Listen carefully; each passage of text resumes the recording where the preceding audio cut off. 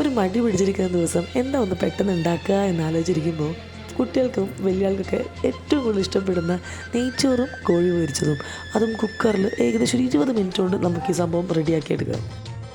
നെയ്യിൽ ഉള്ളി ഒന്ന് വറുത്തെടുക്കുക. അതേ നെയ്യിൽ തന്നെ 1 ഗ്ലാസ് ബിരിയാണി അരി ഇടുക. അത് 1 മിനിറ്റ് ഒന്ന് വറുത്തതിന് ശേഷം അതിലേക്ക് 1.25 ഗ്ലാസ് തിളച്ച വെള്ളം കൂടി ഒഴിച്ച് ഉപ്പും നാരങ്ങാ നീരും ഒഴിച്ച് അടച്ച് വെച്ച് 1 വിസിലാക്കി പ്രഷർ കളഞ്ഞ് തുറന്നു കഴിഞ്ഞാൽ ഏറ്റവും വേഗത്തിലുള്ള നെയ്ച്ചോറ് റെഡി. ഈ പെട്ടെന്ന് വിസിൽ വരുന്ന കുക്കറാണെങ്കിൽ 3 വിസിലെടുത്ത് പ്രഷർ കളഞ്ഞ് തുറക്കാവുന്നതാണ്.